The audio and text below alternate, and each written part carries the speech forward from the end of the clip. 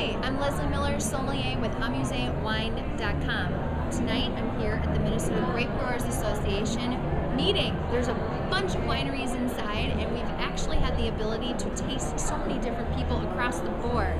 So I wanted to introduce to you a couple of really important people here tonight that we had the opportunity to taste with. Kristo? Yeah, I'm Kristo Sween. I'm the chair of the Marketing and PR Committee for the Minnesota Grape Growers Association. I'm Irving Geary. I'm also on the MGGA Board of Directors, grape grower and winemaker at Wild Mountain Winery. Perfect. So, Kristo, tell us a little bit more about the association and kind of what you guys are trying to do here tonight. Well, the Minnesota Grape Growers Association was founded in the mid-'70s to develop best practices for growing grapes and making wine.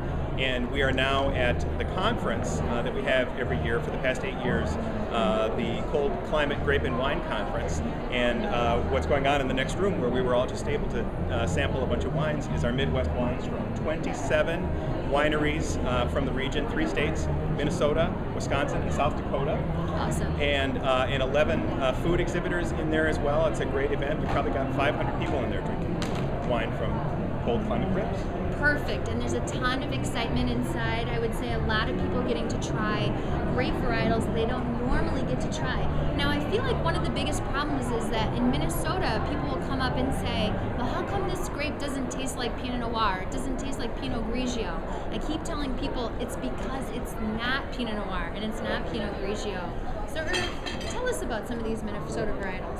Well, most of the varietals that people are familiar with, Pinot Noir, Merlot, Cabernet, are all vinifera based, which is based out of Europe.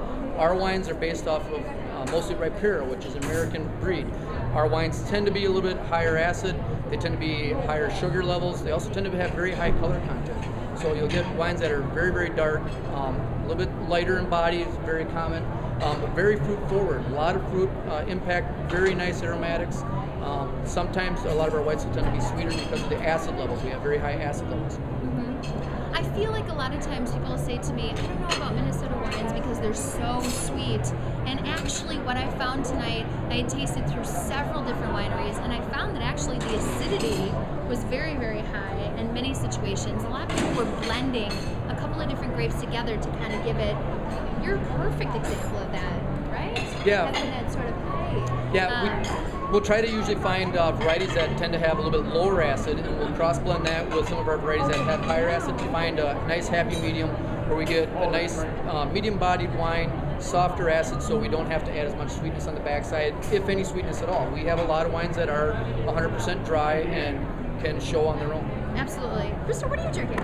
This is a Frontenac Gris, which is one of the 4 grapes that was developed by the University of Minnesota to grow and thrive and make good wine in our climate. Perfect. So as a food pairing, because here's what people really want to know.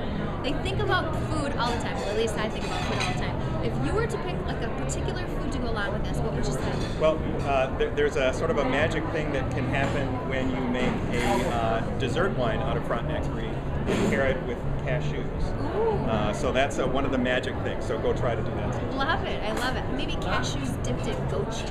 Oh, I like that. That sounds pretty good, right? It's pretty good. And yes. we are sharing the same. Yes. Right? This is Frontenac, University of Minnesota variety. Actually, the parentage of Frontenac Gris. Frontenac tends to be a little bit higher in acid, makes wonderful rosé, makes an outstanding port-style wine. We're having it as a dry red wine. It is a little bit higher in acid, but the acid tends to really help cut fattiness of foods. My recommendation with Frontenac is Pepperoni Pizza. Pepperoni Pizza. How can we go absolutely. wrong here?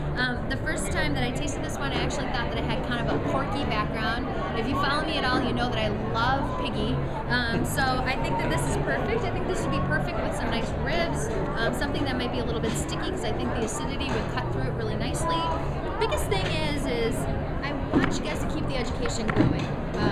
Let's just keep the train moving forward in Minnesota. Let's get people drinking more Minnesota wine, educating about more Minnesota grape varietals, and keep this train moving. Let's do it. Thanks so much, gentlemen. Cheers. Cheers.